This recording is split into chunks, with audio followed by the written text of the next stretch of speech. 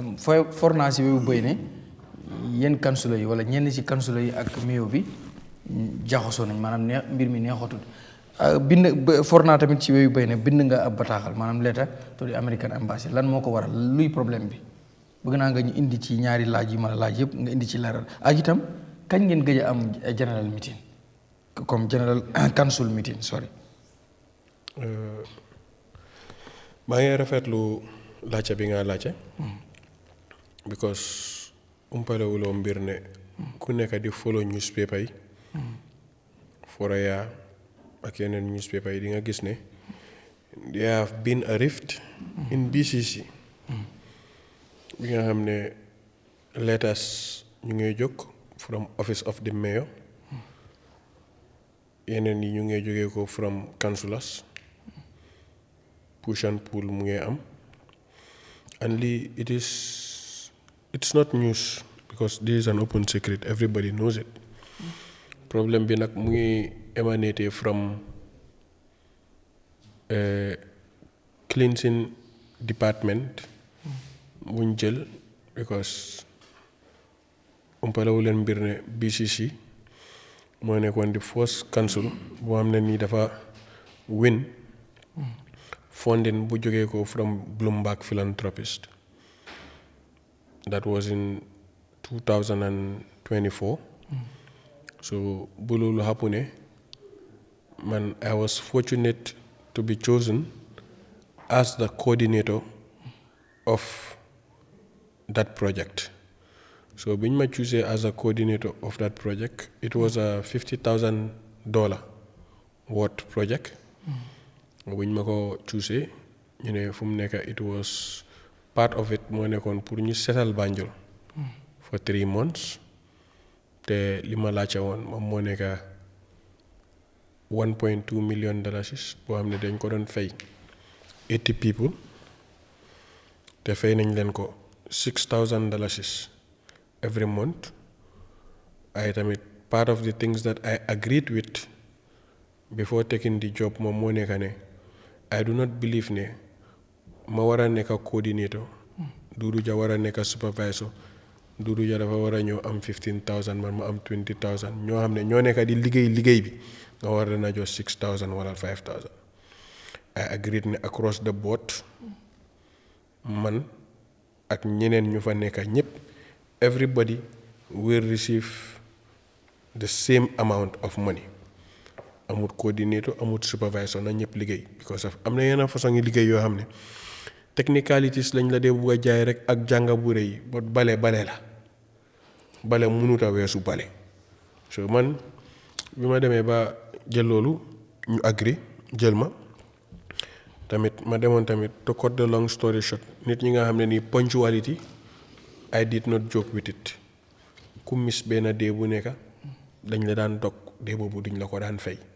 soo amee excuse amut problème waaye soo missee dee bi duñ la ko fay soo demoon nañ ba nga gis ne ñii sax dañ daan am dëj sa waaye dañ daan dem si dëj bi suñ jaalee ba pare ñëw because of nobody wants to lose money so bu loolu noonu demee ba happen we had rifts in between waaye man tamit bi ma demee ba nga xam ne li ma believe woon ne mënuñ ma allow pour man ma apply loolu fully I wrote my resignation letter from that project I submitted it to the mayor après I told the people that I was leading ne leen ne tamit dama bàyyi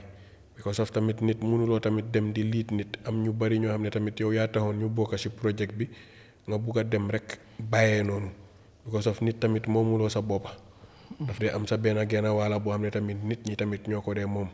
su la ay nit óoloo ba nekk ci dara soo buggee bàyyi tamit demal nga dem toog ak gaay ñu nga wax a ñoom ñu ci bari na xarlu ko ñeneen ne soo bàyyee ma bàyyi ma ne leen ne déedéet kon dafa tax kon duñ jiw du mun a sax ba demaat leneen so ñu amaat funding pour second phase of the project and that was 3 times more than the $50,000 bu ñu receive so idea bi moom moo nekk ne dinañ doon yokka fay dinañ doon yokka the amount of people that we are working ba pare seen working conditions yi it will be improved but luñ njëkk a gis moom moo nekk ne xaalis boobu usuñ ko pour cleaning bi waaye Bloomberg dafa am yeneen project yu mu doon doxal so for the past 10 to 15 years pour ñu am ribbon boo xam ne nii is a fully sponsored BCC project boo xam ne nii dañ ñëw dokk ribbon ne lii project bi BCC ñoo ko fully fund amut because of man su ma bokkee ci institution su demee ba di jël leen boo xam ne pour fail la nit moomu ma yàlla moom I took an oath I swore I do not owe my allegiance to an individual or anybody ma ne leen ne fu mu nekk lii kaa la ñu seet naka la ñoo sampee benn project full Banjul amut benn façon ngi playing ground sax amut biir Banjul full Banjul amut benn recreational center boo xam ne council am na ko fam ñun ñu ngi wër di wax rek besides administrative cost luñ dee jël di ko fay ay salary ak lii lan la BCC nekk di delloowaat nit ñi man that is my problem so bu ñëwee xaalis boobu noonu demut 3 times of that amount came but average Banjulian bi gisut boppam ci xaalis boobu ñu ñëw oote an emergency general council meeting bu ñu ootee emergency council meeting ñu ne dañoo allocate $5 million pour clean Banjul ma toog because of foog nga fàttaliku dara a nominated member doesn't have a voting right in council I happen to be one I was part of that meeting but am na mbir daf day happen nga gis ne lii it is already cooked and ina caucus daf dee mun a am si lu nekk ma dem ba xam ne lii it is an overwhelming thing that these people lii misleading mun na am because of dañ njëkk a dem CEO bi bañ ko from CEO bi bu mu ko bañee gars yi dem ba si ministry ñu ne ministry moom moo leen ko acceptal so CEO bi mu ne leen ne foog ñu am a general council resolution su ko defee ñoom ñu bëgg koo paas ñu ñëw oote general council meeting ne tubaab yi Bloomberg lañ jógee Bloomberg lan la doyee ak council funds ñu ñëw ne fu mu nekk dañoo allocate ite ki loxo bu gaaw boo xam ne fat ñu ne fu mu nekk ne dañoo allocate al gaay because tamit councilors yi dem nañ ba believe loo leen ne you people will be pioneering this project as councilors because of soo buggee génnee nit ñi pour Banjul pour ñu bale wala pour def dara councilors yi nga dee ut so léegi a project that is being spearheaded by council after ñoom ñu toog génne waat fa councilor yépp so councilors yi tamit they started feeling otherwise ne lii nekkul di dem accordingly ñu ñëw ubbi suñ ay forum boo xam ne councilors yi rek a fa nekk so buñ ubbee suñ forum boo xam ne councilors yi yëpp a fa nekk su problème bii nii suñ ko solvoon nuñ ko waroon a solve ndikoon du doon egga si kayit yi because we do not want Banjul City Council to be in the limelight for the wrong reasons ñu binda letter to the office of the mayor binda letter to the office of the CEO against suñ dara de xam nga lan lañ against ne da ngeen bugg a jël 5 million boobu joxagum nañ leen si 1 million ok exclude nga councilor yëpp léegi xanaa man sax su ma Dudu Ja joxoon xaalis tey ne ma ne jox naa la 100,000 xanaa man Dudu Ja su ma laajutee sax naka laa ko spende wala Ablaye laajuma naka laa ko spende yëfi nit dëgga moom moo nekk damaa ñëw ma teebulal ko Ablaye ne ko ne lii $100 bi jëndee naa ko piis beneen $100 bi jëndee naa ko kurus loolu la nit war a mun a def but ñoom bu ñu leen laajee because the letters are all there in the internet bu ñu leen laajee ne leen kaay leen ngeen ñëw providal ñu ñaata nit ngeen jël nit yoo leen jël ñaata ngeen leen di fay weer bu dee ak seen modus operandi naka la moo mun a demee lii moom moo indi coow bi kaay nga ñëw provide naka la mbir yi nekk di demee su ko defee ñun ñu xool si saa si ñu dooraat ne ñoom yokkaat nañ beneen 20 nit because of xam nga lu xew they want to balance figures si saa si ñu dem joxaat yeneen nit contract ne leen ne kaay leen ngeen jël contract bi ngeen ñëw sign ko because Banjul is a very small place it's just 1,900 homes ku nekk ñu door di ko joxaat lii dem ootewaat press conference di yuuxu because yuuxu sootilut dara gis nga dem si penca bi di fa yóbbu coow yóbbu fa dëgga moom moo ko gën because laaj nañ la naka nga nekk di spend $1 million explainal so we did not have a response from the mayor's office but we had a response from the CEO's office and by that time suñ current CEO bi muy Modou Jonga dafa demoon leave so léegi but the CEO is not an individual the CEO is an office because of office of the CEO lañ ko wax because of soo nekkee CEO in a council yow yaa nekk di finance officer bi yow you dictate the pace of the institution so buñ demee ñu binda office of the CEO acting CEO bi ku fa nekkoon mu binda ñu leeta boo xam ne nii nit du ko binda koo xam ne nii sa kilifa la si biir place because ñun as councillors we are policy makers dañu ne lii council resolution la moo tax ñu jox leen xaalis bi fine waaye mu ne ñu ne soo leen amee dara loo leen di binda yéen as councillors dem leen binda ko si office of the mayor foofu moom moo nekk seen last resort bu leen ñu binda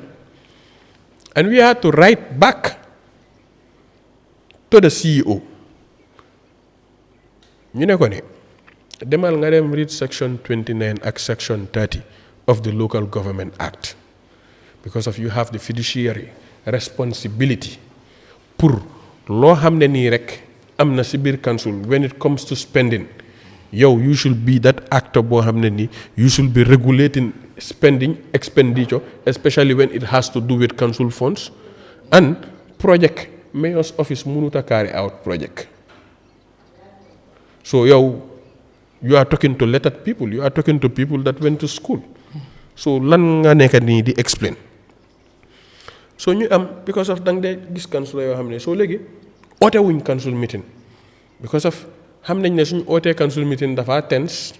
Galas dina invite Garmi pour mu ñëw cover council meeting bi Galas dina invite Keks am na ñaata 30,000-40,000 followers soo léegi bëgguñ loolu at the end of the day ñu dem uti yan council la ñoom ñoo gën a oyof boppa pour ñu ñëw indi leen ñoom seen site but lii it's not a war between winning or losing it's a war between what is right and what is wrong so géej nañoo am council meeting since on the 10th of November 2025 te nangu wu ñoo oote waat general council meeting soo gisee sax lu ma gën a naxari sax lu tax oote wuñ general council meeting marché Banjul lakka na so su marché Banjul lakkee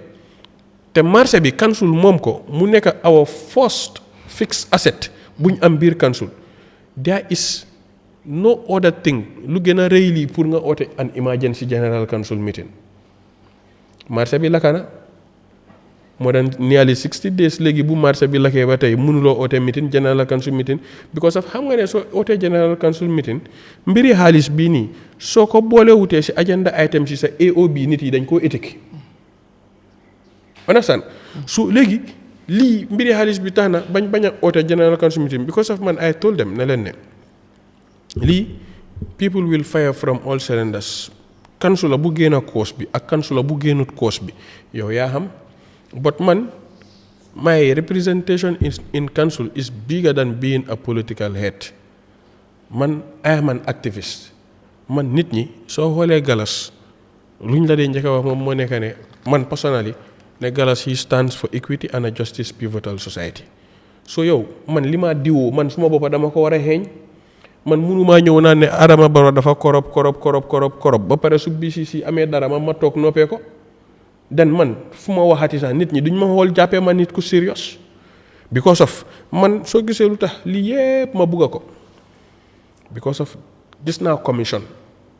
gis naa how embarrassing commissions are saakaatuma nit ku fa dem lii it's not a fight de it's to guide the people that are in council the main actors pour ëllëg ak sibit buñ demaat commission because of nit ku nekka di nga rus loolu noonu pour sa njaboot di la gis ci biir commission su loo xam ne ni you could have been redirected pour nga jël beneen decision so which brings in the American embassy issue because we had a council dañ am twinning ak the city of North Miami so léegi try nañ by all means pour push councillors yi pour lii suñ ko yóbbuwee pour resolution buñ am an overwhelming majority ñu ut seen benn ñaari councillor push ko pour mu nekkee on the other side still fine but gis nga buñ demee ba ne léegi yooni America sax dafa am xam nga when people are manipulative they look at the gis nga soo fekkee ne da nga bëgg a manipulate nit you look at the people that are weakest in the house ñu ne ok léegi yooni America dafa am yooni fii dafa am ñun sañu ñu against duñ dem ñoo xam ne nii dañ bokka si lii moom mooy dem fii fu mu nekk tukki sa ñeneen duñ ko mun a déggaat soo léegi am na yi nga dee wax because of nit soo ëpputee ay nit mbokka si biir dëkka mënuloo leen a jëw it's not about us going for a trip or not man bi ma nekk ak Kampama school di fa ticc as early as 2017 Kek Sané mii toog mu ngi ma utal ay yooni Ghana maa ngi koo decline Keks utal na ma fi lifin boo xam ne ni is ay fully funded trip ne ma ne galas demal jël sa passeport bi rek nga send ma a copy of it rek nga dem so it has never been traveling because of yàlla baax na sax Keks nekk fii nii tey mun na maa seede it's about service ma ne ko Keks ñu ngi ticc ba pare ñu ngi si diggi semestre mënumaa dem bàyyi fi suma xale yu nekk si primary school bi nii soo léegi mbiri American Embassy bi ñu dem ba gis ne ñii ñu ngee nekk di use lii pour tempt councillors yi nii ne leen ne ok soo leen bokkee si lii doo leen mun a dem America dañ am partnership ak gars yi doo leen mun a dem yéen you people do not even know ne immigrant visa fu mu nekk amaatut ay yu kenn xamut but gis nga yenn saay pour nga redirectaat ñooñu seen focus pour ñu ñëwaat foog nga woon leen ne leen di ngeen yaakaar nii sax lii mënut a am we wrote a letter in that letter we wrote it to the foreign office of the American Embassy ñu wax leen ne this is what is happening in Banjul City Council dañ bugg a use pour entice councillors yi ne leen ne ñi yow su fekkee ne bokk nga si lii pour da ngaa dem America and this is not what you people are known for pour ñooñu tamit dem naa ba dégg benn councillor ne hey kon ñi caaxaanuñ de gaa dañ mujjee dem ba American Embassy because of some people like for service or political office they see it as a rat race to accumulate wealth or pour position seen boppa fenn financially so ñun bañuñ ne du nekkut mbiri tukki but it's about redirecting the funds of Banjulians to where it actually belongs so we have responded to the CEO te am naa ne tamit fii ba balaa on the 10th of February dinañ oote do the right thing because of loolu noonu it's even unconstitutional for after 10th of February ñu bañ a oote a general council meeting te boobu noonu the members of the general public ku nekk dina ñëw dina toog because dafa dem ba egga level boo xam ne nii dem nañ ba nga xam ne term bi councillors yu bari ñoom duñ ñëwaat because of saaf nañ seen 12-year term ñeneen ñu nekk yeneen political office tamit duñ ñëwaat because of that is what leads to the redundancy ñu bari tamit nekkuñ di defaat dara pour re-election so dañ dem ba gis ne kaam nañ si lu bari wala tamit wala bugguñoo push lu bari wala ñeneen tamit ñu ngee toppa seen interest si dara si lu bari ba tamit su fekkee ne yaa ngi nekk tamit si yooni digga doo ragal a wéet so lii moom moo nekk in a nutshell lii moom moo xew BCC and nekk na loo xam ne nii tamit ne lu mu ñëwee tamit ba egga si main central social media ak mainstream media naxari na tamit ñoo xam ne mooy council ba try nañ tamit ñaari effort yoo xam ne nii internal efforts la pour link up ak ñi nga xam ne nii ñoom ñoo nekk suñ supérieurs yi foofu noonu ñoo nga xam ne ñun ñooy seen subordinate pour ñu seet naka la ñoo saafaree mbir yi within waaye loolu noonu dañ ko bëggoon a génnee si biti foog ne ay mbiri plateforme la ak mbiri yu ba tamit nekk na loo xam ne tamit ñaawlu nañ ko te ba pare tamit di upcoming finance committee meetings yu am xaalis bu si des because of tamit financial year bi jeex na bugguñoo boolewaat tamit 4 million bu si des nii pour mu bokka si biir budget bi ba pare tamit bind nañ letter bi tamit yóbbu ko tamit to lands office because of ñooñu noonu ñoom all councils are under the Ministry of Local Government and Lands so yóbbu nañ ko foofu tamit yóbbu nañ ko tamit si National Assembly pour ñooñu ñëpp ñu believe ne léegi lii moom moo xew biir council because man maa nekk di first person ku génn pour wax si defuñ ko press conference defuñ si dara waaye bugga nañ tamit pour ñoo xam ne ni ñoom ñoo ñu jiite biir council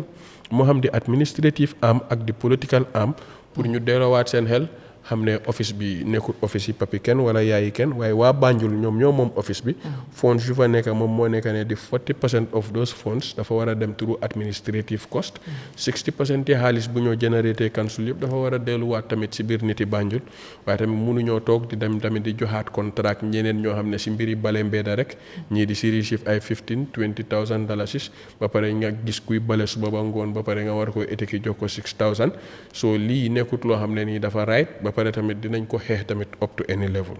so jërëjëf. ok monsieur Dia quickly rek nga react su ko defee ñu